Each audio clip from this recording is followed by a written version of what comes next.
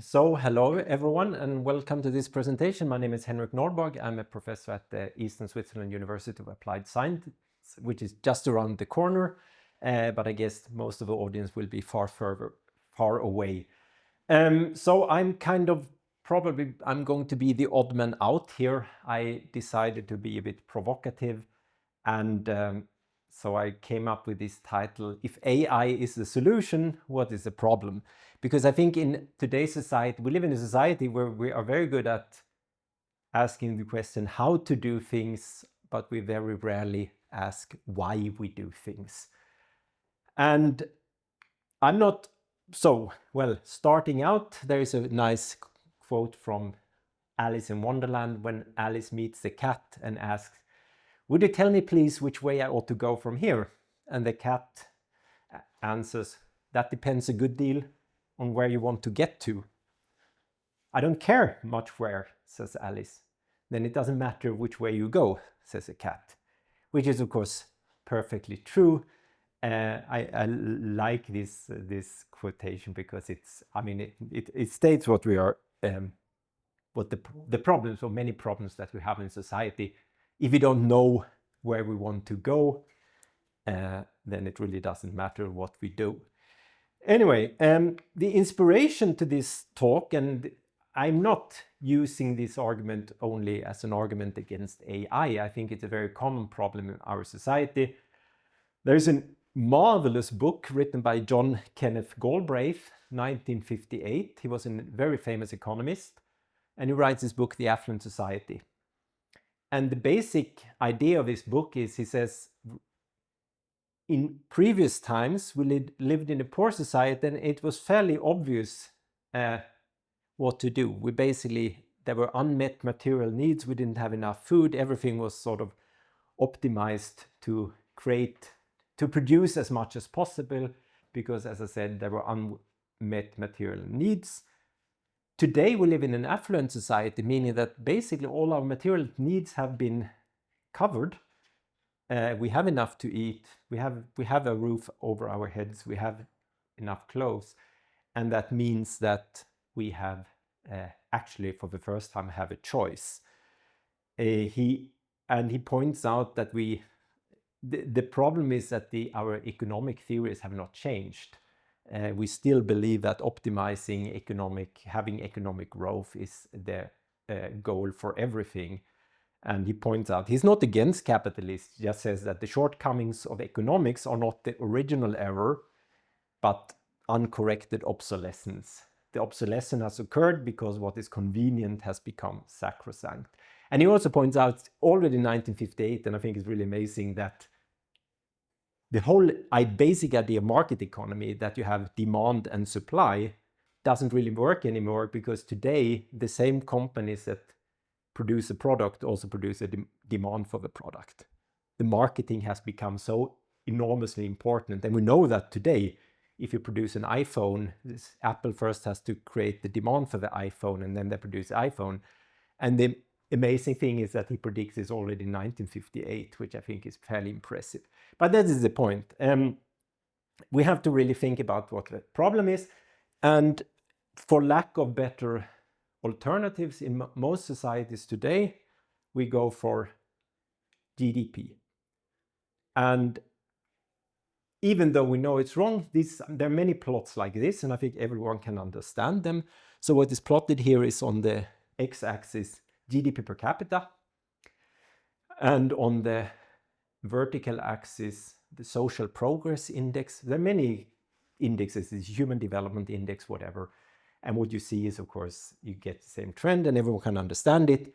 For the poorest countries in the world, economic growth is really important because they have unmet material needs. They need more food, they need many things. But once we reach a certain amount of affluence, then this correlation becomes weaker and weaker. And it's pretty clear, everyone can understand it. If you live in a house where you have to walk 3 hours per day to find drinking water, and suddenly you get running water in your house, that's enormous benefit for your life. However, if you own 2 Porsches and you buy a third one, it doesn't really make you too happy. It doesn't improve your quality of life. And you really see also here that there are some countries like Luxembourg Ireland, Singapore are very high in GDP per capita, but Norway, Denmark, Finland have a higher quality of life, so it's not correlated. And still, even though we know this and we can understand this, all countries in the world have an industrial policy with a goal of maximizing GDP. And as I said, for poorer countries that makes a lot of sense, for richer countries it doesn't. And the problem here is economists like to talk about efficiency. We have to be efficient, we have to optimize our processes, but I always then ask, what is the objective function? I mean, before you optimize, you need an objective function. Otherwise, it doesn't make sense. And if you don't do that, what we have seen now, this is also from the social progress index, the total, there used to be a net effect, and no one can deny that, is that wealth has increased or used to increase, but this thing seems to have saturated now with the COVID pandemic and crisis. I mean, social progress globally is not growing anymore. So, so I asked Copilot, Microsoft Copilot, why GDP doesn't work, and it gave the answers that I expected. GDP ignores inequalities. This is verbatim copied from ChatGPT or from Copilot. It ignores inequality. GDP can grow while inequality worsens. Of course, GDP doesn't mean that everyone is better off. It excludes well-being and happiness. We can have increasing mental health crisis even though GDP is increasing. It overlooks the environmental costs. Cutting down a forest is good for GDP, but not necessarily for the environment. Environmental degradation counts as economic gain, not a loss. It misses non-market contributions like caregiving, like mothers taking care of their children, doesn't really factor into the GDP, and it has a focus on short term. This is what Copilot finds, meaning that, well, we know that GDP is bad. The question is, ChatGPT or Copilot didn't tell us anything we didn't already know. We already knew that, and it doesn't mean that we have stopped using GDP, even though we know it's wrong. So clearly there's something else going on here. Now, the challenge of today, I made my list because if we want to solve a problem, we have to define what the problem is. You can argue about the ranking of these things. It is clear that climate change and the destruction of the natural environment is becoming costlier and costlier. We have resource scarcity in the world. We have growing wealth inequality. There is clearly a decline in trust in public institutions, like authorities, politics, academia. We have a crisis of democracy in many countries. Populism is on the rise. What I think in Western society is really we have no positive vision for the future anymore. We don't know where we want to go. Our ability for critical thinking seems to be declining, and the cultural gap, and what I mean by this is the gap between, which I think has never been larger than today, the gap between the level of education we have and the level of education you need to understand the technologies we're actually using is enormous today. In the Middle Ages, I mean, everyone knows how a horse cart works. It's quite obvious. Everyone can figure that out. Today, of course, we have people using technologies we absolutely do not understand, and that's a new phenomenon in a sense. So I decided, so if these are the problems, what does AI contribute? Now, one thing that people talk about a lot is, of course, AI energy demand. This is a chart from MIT, Technology Review, data center energy consumption. And yes, of course, it is increasing a lot. These are terawatt hours for data centers. This is not only AI, these are all data centers. On the other hand, if you compare to the total electricity demand in 2024, it was some 31,000 terawatt hours. So we're still 1/60th of total electricity demand. So I don't personally think that is a killer criterion. I think the question is again, what for? Why are we using this power? If it's really very valuable to society and produces real benefits, okay, by all means, then we have to provide this electricity. However, if it's used to producing deep fake videos and AI-generated porn, then it might not be the best use of energy. So But it's to me, that is not the killer criterion. The question here is, what value does it provide society? We can produce this amount of energy if we need to. The other thing, and I think this is now, I got this from The Economist recently.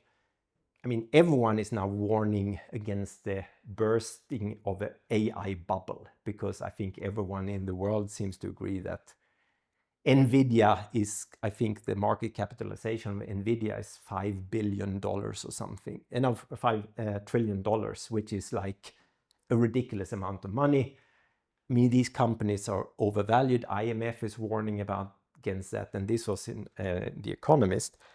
And kind of the Economist argument is that we will lose either way, because there are two ways of looking at this problem. Either we just say, okay, this is a classical bubble, AI stocks are overvalued, then we will have a market crash and that will be a correction, fine. The other option is, of course, that AI is not overvalued, because it will actually increase our productivity enormously if you use AI, which is, of course, what the investors are hoping for. But if you increase productivity that much, that means that a lot of jobs will be lost. So, I mean, either we will have a market crash or a lot of jobs will be lost. So there are kind of two bad choices here. This doesn't mean that I'm against the use of AI, but I think at the moment we are in the classical hype phase of a new technology. This will come down these prices will come down, and we have to find business models that work. I mean, it's not clear that all this AI is being used productively. Another point I wanted to make, I think this paper is very provocative. ChatGPT is bullshit. I like the title. It's not just used as an invective here. There is actually a famous study from 2005 by, I think, Harry Frankfurt on bullshit. And he wrote, it's a short essay where he talks about the role of bullshit in society. And basically what he says is that there are two kinds of false statements. There are direct lies. There are people out in society that lie. They say things that they know are not true. But that is not what most politicians do, or business people. Typically they say things just because they sound nice and they don't really care whether they are true or not. And that's different from lying. So bullshit in his definition, and this is kind of his definition, is that it's when the speaker makes sentences without asking himself or herself whether the sentences are valid. Now, and they make in this paper, they make this point that, isn't that exactly what ChatGPT does? Because if you ask AI to formulate a text, ChatGPT doesn't question whether the sentences that have been written actually make any sense. It's kind of a statistical way of formulating sentences, and there's no accountability from AI that these sentences are actually correct. So I think that is a quite interesting point of view, that we actually have a machine that generates bullshit in the sense of Frankfurt.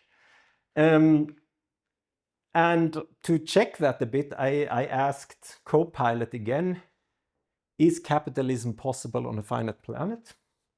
And of course, the answer comes back. That's one of the most pressing and provocative questions of our time. The short answer, capitalism as we know it, based on perpetual growth and resource extraction, is fundamentally at odds with the limits of a finite planet. But that doesn't mean capitalism is doomed. It means it must evolve. Then further down at the end, you have this contradiction has led many thinkers to argue that infinite growth on a finite planet is ecologically unsustainable. I mean, there's a kind of a contradiction here. I mean, on the one hand, it does says that capitalism is not doomed. On the other hand, it says it's fundamentally ecologically unsustainable. ChatGPT doesn't know which of these statements is correct. It doesn't care that whether there is a kind of a contradiction here, whether there is or not. It just puts this out there as a text. And again, is it really helpful? I think most of us knew that already. Okay. Another thing that I put out there as a kind of a risk is, this is Cory Doctorow some while ago introduced this term enshittification. So what he argued was that many technology platforms, they start out with good inventions, they're very creative ideas, and then they get to the market, they start growing, they start generating revenue, and they get a significant market share. And then at some point, the software firms start focusing on just monetizing this. So making as much money as possible is more important than actually developing new technologies. He refers to this as enshittification. The quote I have here to the, I can even point here, I guess. The quote I have here to the right is, this was in Wired magazine, Stephen Levy, and he asked ChatGPT-5 whether the enshittification theory can be applied to AI. So this in quotes is actually ChatGPT-5 stating that Doctora's enshittification framework platforms start good for users, then shift value to business customers, then extract it for themselves, maps disturbingly well onto AI systems if incentives go unchecked. So basically, ChatGPT-5 is convinced that this will happen with AI. Interesting statement, but I think there's again, we have to be very careful with these platforms, because at the end of the day, there are companies behind them, and these companies have to generate revenue. Google had exactly the same problem. They invented this marvelous search engine, which was really very good and useful. Then they realized now we have to generate revenue. So then they made it possible for customers to sponsor search words. And this could, of course, happen in AI too, that actual companies can now start paying for the truth, and then what they pay for will be presented as a truth by this AI system. So I think that's a risk, and we have to really think about who is in charge of this technology. Another thing, I'm a teacher. I teach young people, and I mean, we clearly see this tendency. There seems to be a natural laziness among young people. If you don't have to use your brain, you don't do it. And there is a study from MIT where they have actually asked, that gave people a task of writing an essay. One group of students were told to write it without any aids, just write it by hand. One group of people was told to use just search engines, classical Google way, and one group of people were told to use AI system to write the thing. And then they measured with brain scans how much they used their brain, and the answer was clear and very predictable. The people who used ChatGPT, they didn't really use their brains very much, and they didn't really know what they had written at the end. I mean, there's a clear, if you then ask them about the content of the essay, the people who had written by hand, they knew what they had written. The people who had used ChatGPT, they had no clue what they had written. So I mean, there is a clear problem here with cognitive decline due to AI. And also critical thinking seems to be diminishing. So my thesis is that, or what I see, I'm a physicist, I work in the area of renewable energy, environmental technology. On the one hand, we have many of the problems that we have in the world are already understood. We don't need AI to tell us what we actually know already. And if you look at the solution to our problems, I think they fall into two categories. In many cases, we know the solution to the problem, but we don't like it. And the second point is, sometimes the solution, if it exists at all, is outside current human knowledge. So in the first case, we have a classical management problem. It's a change management problem. How do we make people accept that they have to change their ways or accept a new solution? It's of course a change management problem from hell, because you have to tell very many people to change their habits. I don't know to what extent AI can help us with that. I think still interhuman interaction is more efficient, but we will see. And the second case, I think, is a more fundamental philosophical question. How inventive is AI? Because AI is typically Machine learning is, of course, based, we feed the machine a lot of data, and interpolation works fairly well. If the solution is within the realm of existing knowledge, then it can be found. However, if we have to find something that is truly outside what has been published or written before, I don't know to what extent AI is really inventive. And of course, furthermore, all the problems we have involve interacting with the real world. Words and papers and text are not enough. We need to get people to work on problems. Okay, now I also want to I have some quotations here that I really like, that I use a lot in my lectures. One is from Barbara Tuchman, 1984. A phenomenon noticeable throughout history, regardless of place or period, is the pursuit of governments of policies contrary to their own interest. Mankind, it seems, make a poorer performance of government than almost any other human activity.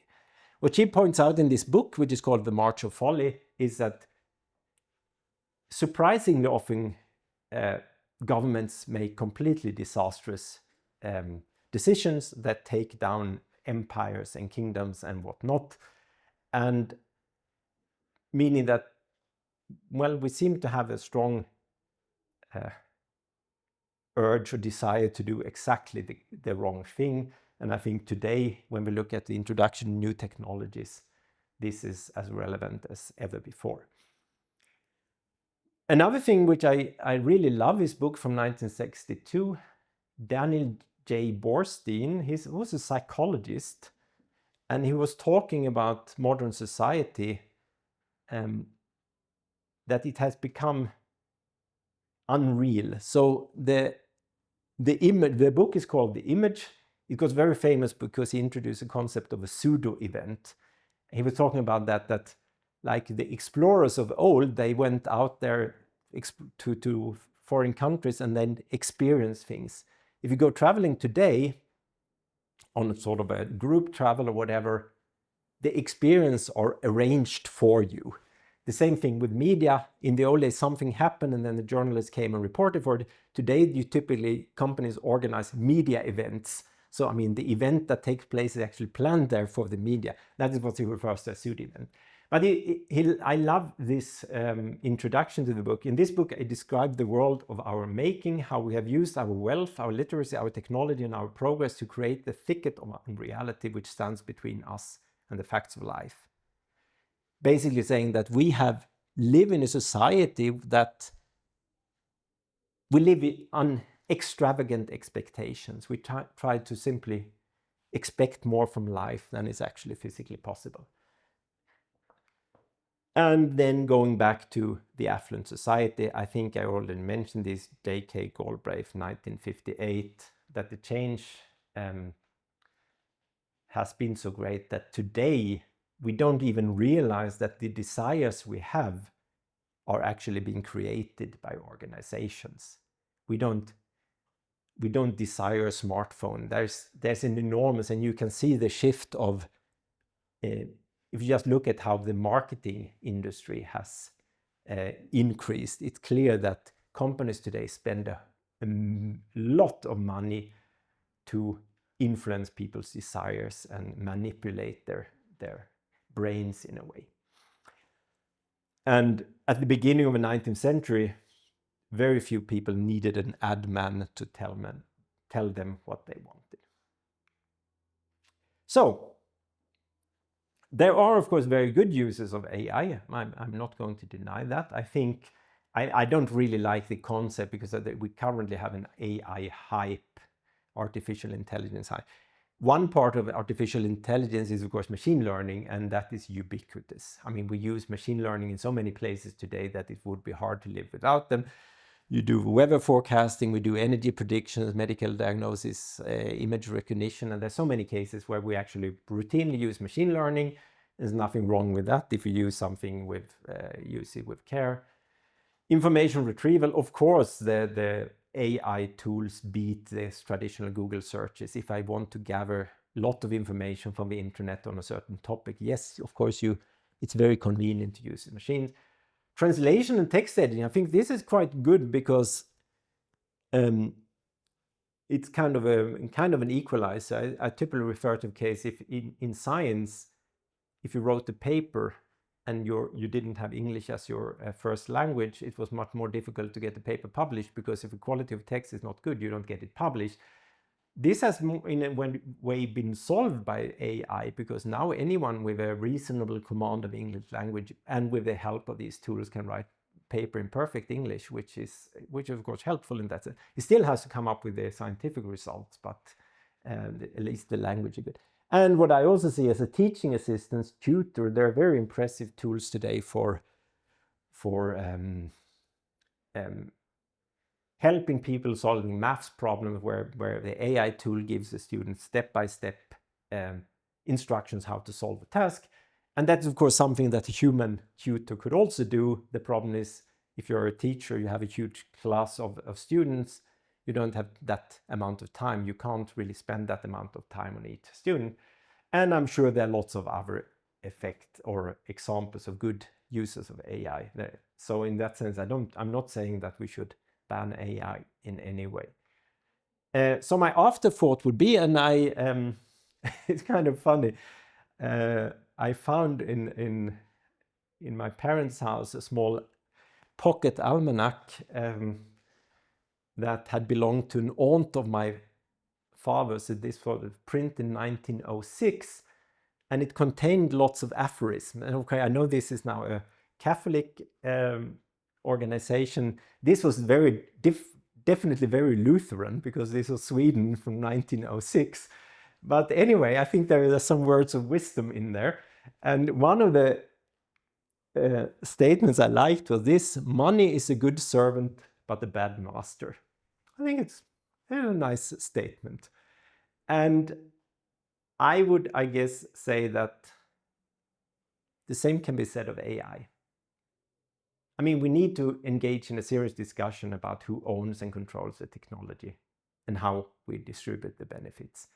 And I think I'm a bit worried that this discussion is currently not happening as usual, because everyone is concentrating on getting as much money or making as much money as possible. And that can be, I think, because these technologies are so powerful, that can be very dangerous. But other than that, I would also say AI is a good servant, but a bad master. And we have to make sure that AI remains a servant of humanity. So, thank you very much. I think that sums it up what I wanted to say. Thank you.